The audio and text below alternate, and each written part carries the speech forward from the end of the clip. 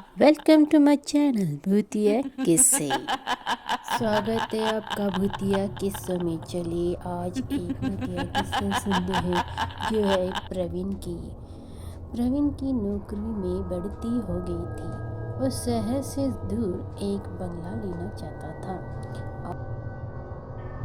उसे एक अच्छा सस्ते में बंगला मिल जाता है। वह बंगला उसे बहुत ही पसंद आता है।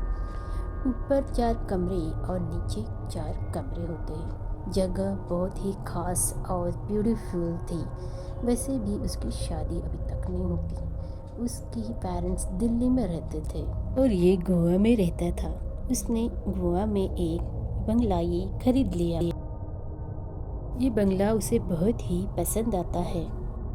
चलकर सब रूम देखता है, बेडरूम, किचन, ऊपर जाने के लिए स्टेयरकेस उसे बहुत ही ज़्यादा पसंद आता है। लिविंग रूम और खासकर बाथरूम भी उसे बहुत ही पसंद आता है, जिसमें बाथ टब था और शावर ही था। बाथरूम बहुत ही लग्जरी टाइप था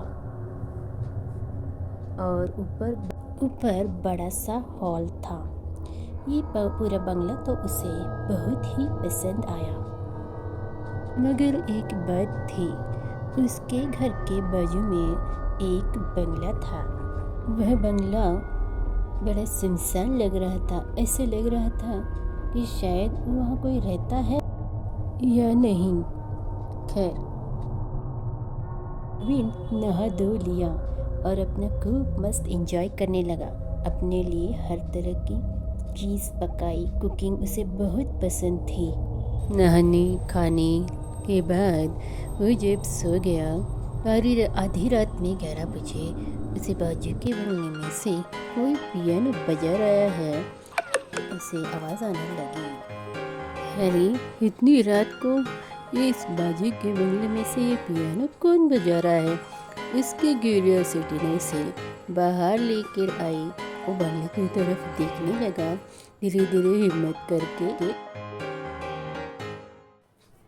बंगले की तरफ जाने लगा। जैसे जैसे वह बंगले की तरफ जाने लगा, पियानो की आवाज़ जोर से आने लगी।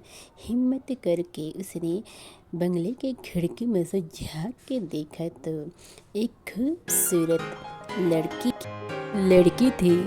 वो अच्छे से पियानो बजा रही थी। वह देखता ही रहेगा। उसे लगा मैं उससे कुछ बात करूं, मगर वो इधर तरफ देख नहीं रही थी।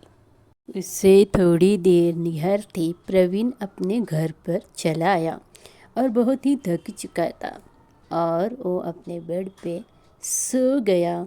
और सोते सोते वही ख्याल, वही विचार, उस लड़की के पियानो बजाते जो वो देख रहा था, वो विचार उसके मन में आ रहे थे। बहुत ही कोशिश के बाद वो सो गया। अभी थोड़ी सी नींद लगी ही थी कि उसे एक सपना दिखा। सपने में एक गोस्ट लेडी पियानो बजाते हुए दिखी और एक लड़की कब्र में उसका इंतज़ार कर रही, ऐसा दिखा। ये डरावना सपना देखकर प्रवीण झट से उठ गया। डरा सहमा सा ये सोचने लगा, ये कैसा डरावना सपना मुझे पड़ा। वो फिर से सोने की कोशिश करने लगा और रात बहुत ही ठंड थी। दूसरे दिन वह लड़की दावत और अचानक दूसरे दिन शाम को एक अजीब बात हुई।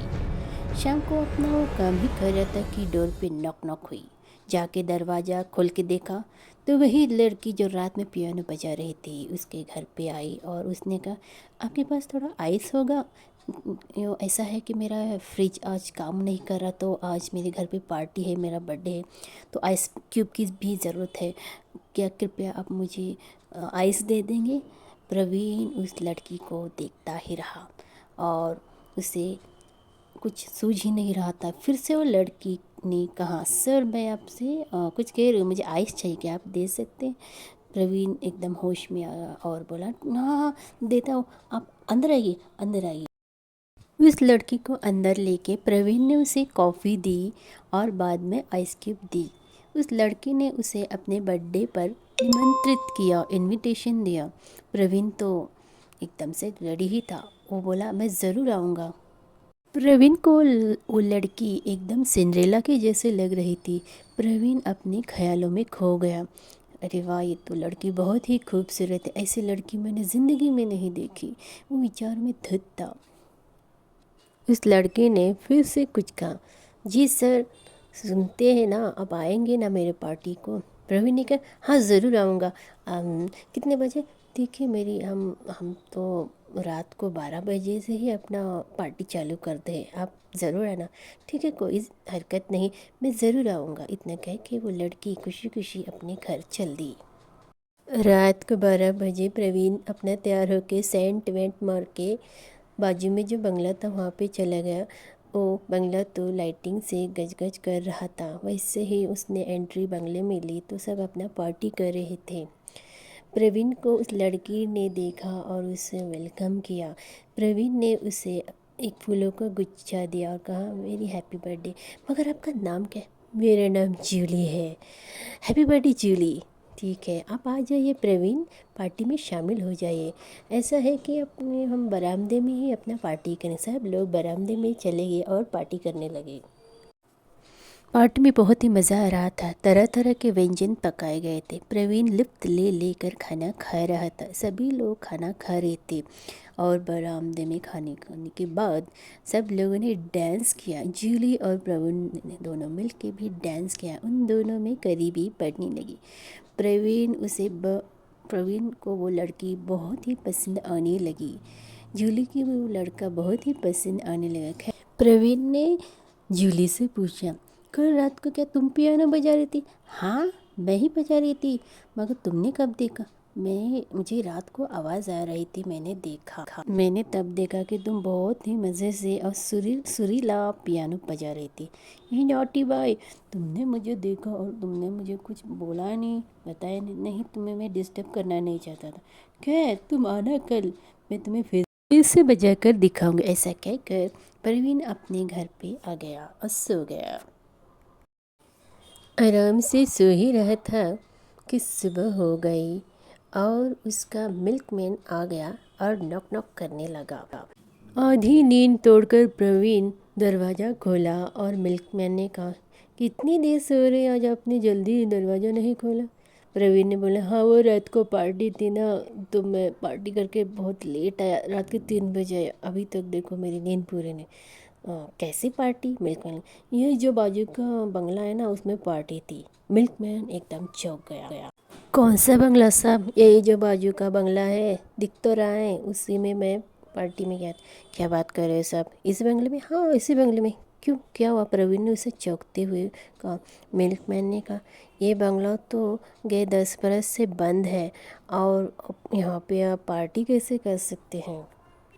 जो भी कुछ हुआ तो प्रवीण ने उस मिल्कमैन को बता दिया। मिल्कमैन और प्रवीण उस घर की ओर दौड़े और देखा कि उस घर के बाहर तो ताला लगा हुआ है। उस बंगले में कोई नहीं रहता है और ताला बहुत पुराना हो चुका है। धूल धाल उस घर में लगे। प्रवीण भागते दौड़ के उस खिड़की में से देखा जहाँ उसे वो लड़की पियानो बजाती हुई दिखी थी। अंदर देखा तो सिर्फ पियानो था, वो भी बहुत ही गंदा था। प्रवीण ने मिल्कमैन से कहा कल यहाँ पे जूली मुझे बुला कर ले आई थी, उसी ने मुझे पियानो बजा कर दिखाया था। वो कैसे मर सकती? कल रात को मैंने उससे बातें की थी। मिल्कमैन ने कहा जूली ये लड़की तो थी मगर अब नहीं, 10 साल पहले उसका यहाँ पे खून किया गया था। प्रवीण समझ गया, वो एक भूत से मिला था। कहानी तो यहीं तक थी। फिर मिलेंगे अगले एपिसोड में, तब तक के लिए डरते रहिए।